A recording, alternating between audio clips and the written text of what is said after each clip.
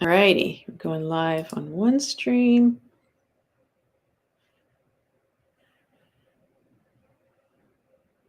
All righty. It's working. All right, we're live on all platforms. It worked. It has worked. Okay, hopefully this. All right. Awesome. We are here. Welcome everybody to the live.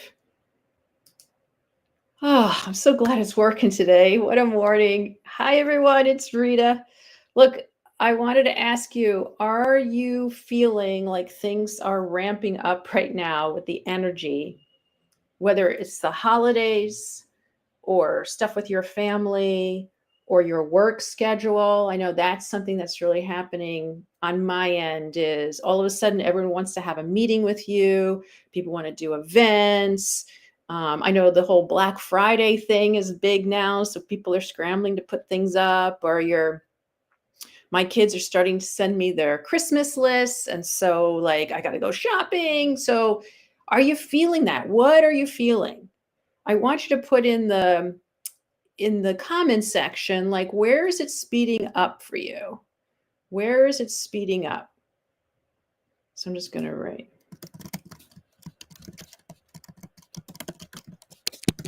Just write in the comment section, is it speeding up? Where is it speeding up? How is it speeding up? Because today we're going to talk about how to slow things down. Yes. Yes. Yes. Thank you, Ahila. So it's like everyone has suddenly realized the year is nearly over. Yes. And so everyone's scrambling, right? There's a scramble. So today I want to talk about slowing things down. 4 ways to do it. There's more than 4 ways, by the way, but these are just the 4 top ways that I have found that really helps me. And the reason why that's important to slow things down is because when you're speeded up, and I did this morning, I can't even tell you, you tend to make mistakes, you overlook things, you have to redo things over. You're usually not at your best self, right? You're not like able to respond things the way you want. For me, it's sort of like having a lot of coffee. In the beginning, it's very exciting and you feel like you have all this energy, and then you start to get jittery and you don't feel so well, and you're just not managing things the way that would be optimum for you when you are in that high speed sense. And then usually you crash afterwards. I know for me, my body really does not like it when I'm in high speed mode for very long. It will do something to say, no, you're slowing down. So instead of waiting for my body to do that, I've learned over the years how to slow things down so that my body doesn't have to do that. So I don't have to make a lot of mistakes to slow down. So I don't have to yell at my kids to realize I need to slow down. So if that makes sense to you, I just want you to write in the chat, yeah, like that makes sense, or this is how it messes me up.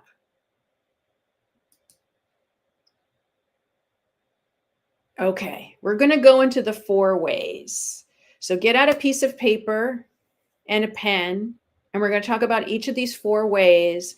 And I want you to also not just write down the 4 ways, but just let the chat know so that we can learn from each other how this way could help you, or what you're going to implement starting today, these ways that are going to help you.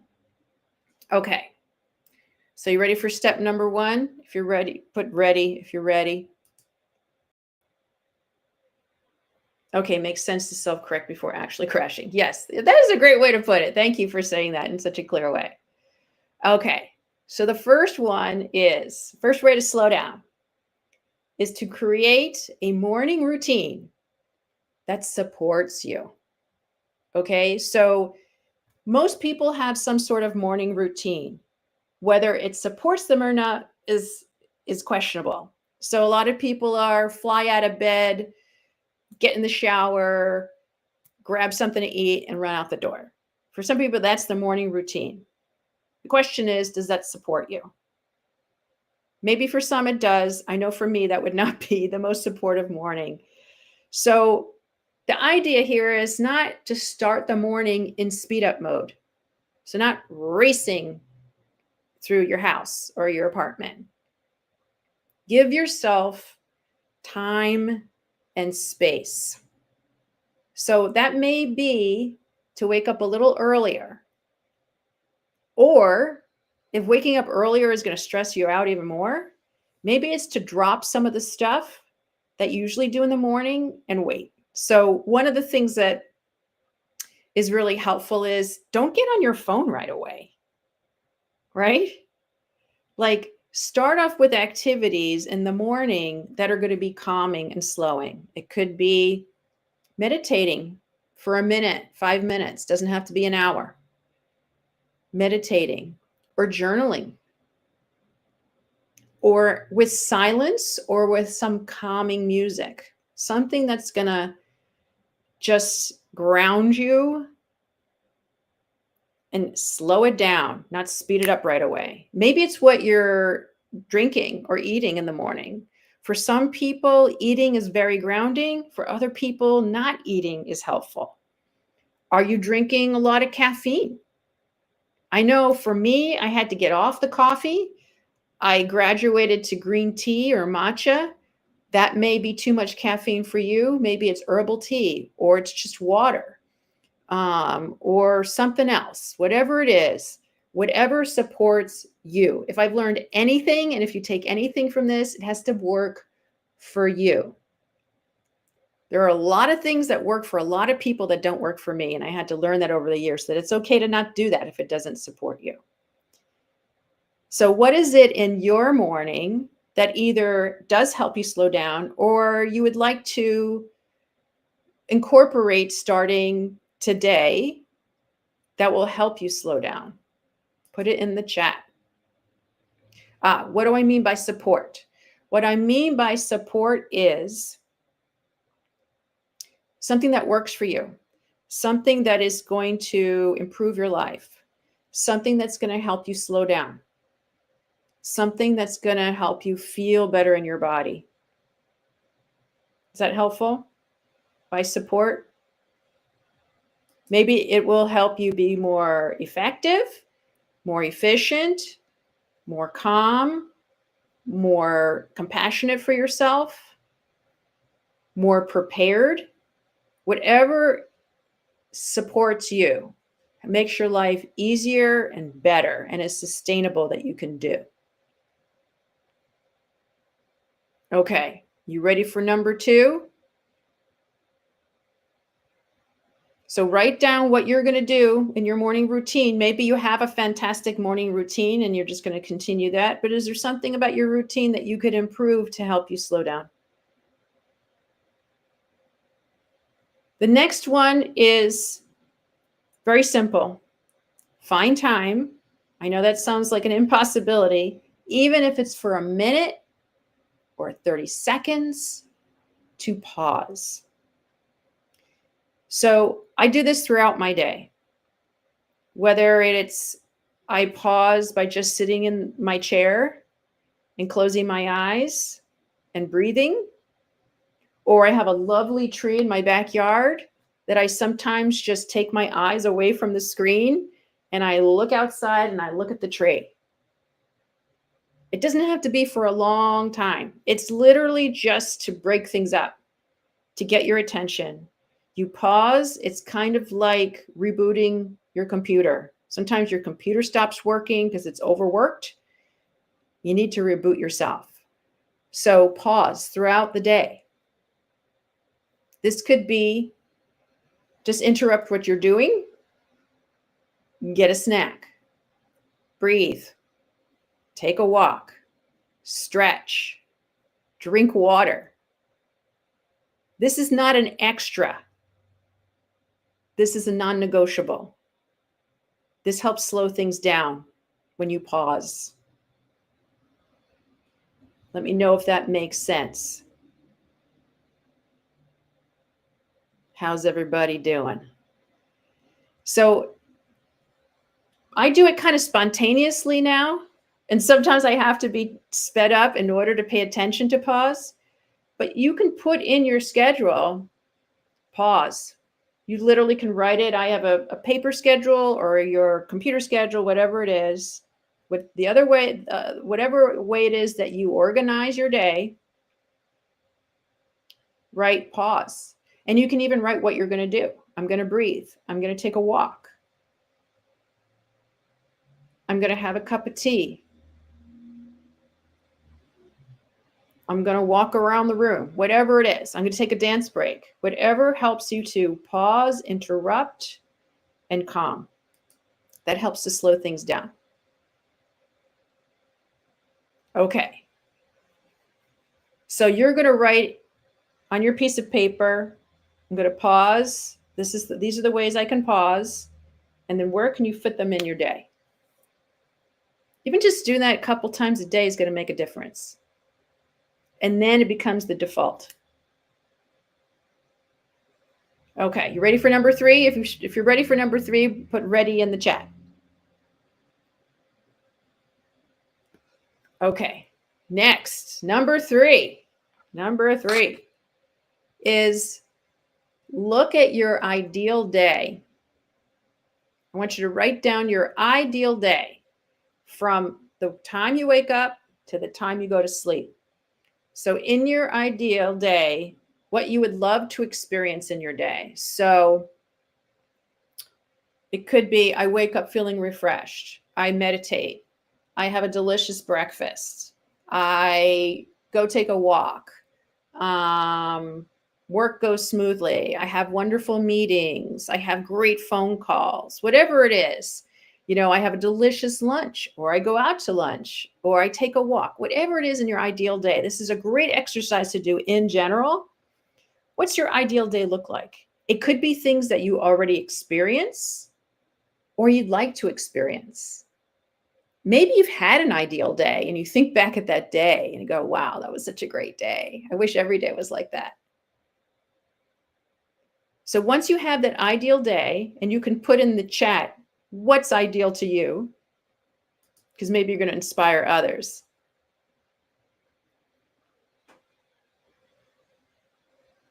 Yes.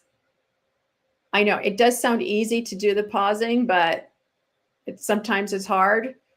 Just whenever you feel triggered, just go, oh, it's time to pause. That's my signal. It's time to pause. Yes.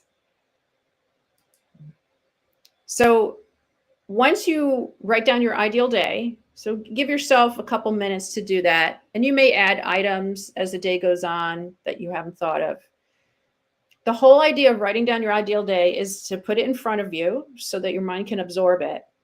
And then incorporate 1 or 2 of those things in your day every day. So in my ideal day, I talk to people. I socialize. I have a cup of something with friends. That is one thing that happens pretty much every day. Pretty much every day, I go out, I sit in a cafe or wherever, and I have a cup of green tea, or it used to be coffee or matcha or something like that, and I just yak with friends as much as I can. Because I wrote out my ideal day and I realized that is part of it. Why am I depriving myself of this? So whatever it is. And I also love to walk outside. I love to walk. Sometimes I listen to a book. Sometimes I listen to music. Sometimes I don't listen to anything except the sounds around me. And I walk. So I try to do that every day. So 1 or 2 things. Also, I make myself a delicious lunch every day. Sometimes it's leftovers. Sometimes it's something I make from scratch, but it's always delicious. It's one of the things I look forward to. It's a way of loving myself. Do that. Are there things that you love that you deprive yourself of in this ideal day? So do you love music? Listen to music while you're working, right? Have it in the background. Light a candle. Whatever it is that for you feels like, wow, this would be great in my ideal day, try to incorporate at least 1 or 2 of those things in your day daily. And once again, I understand it seems like a lot, but a lot of these things don't actually take time out of your day. So like listening to music doesn't take time. It's in the background. It's happening. Taking a walk, I do during my lunch break, or I do it after the day is done. I take my walk. So I get all my things that I need to get done, and then I do that. Does that make sense? Let me know in the chat. Okay. We're heading into number 4. Are you ready? Put ready in the chat if you're ready. This is really important. I have been guilty of this many times, and it just never works out the way I want.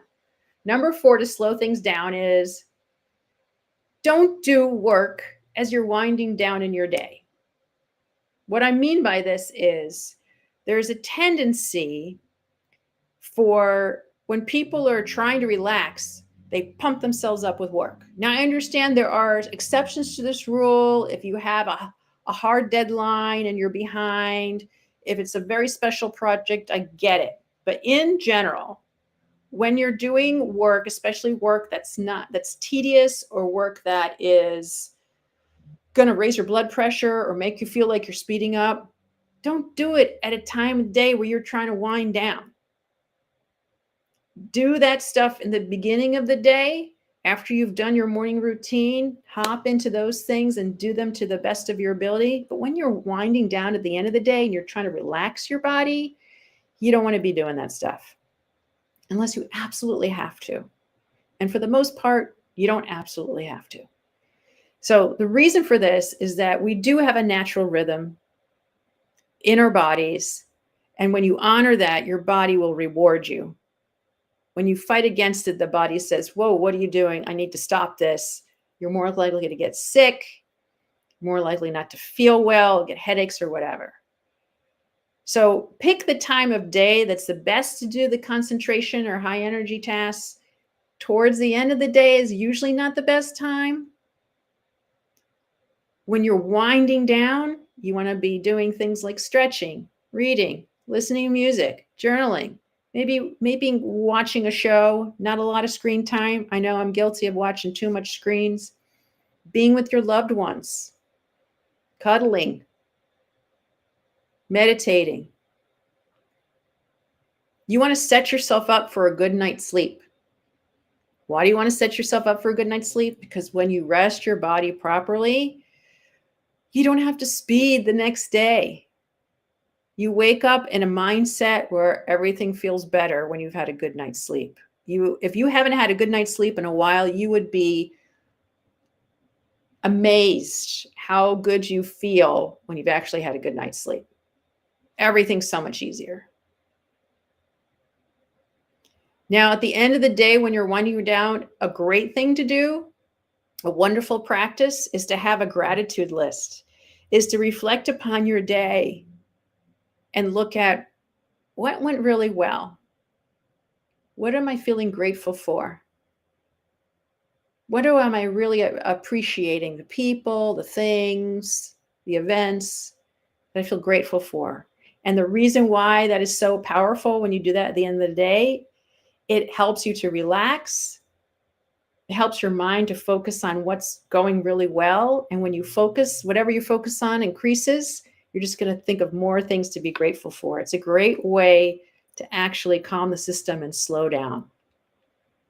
And that's one of the main reasons I think slowing down is important too, because you become more grateful.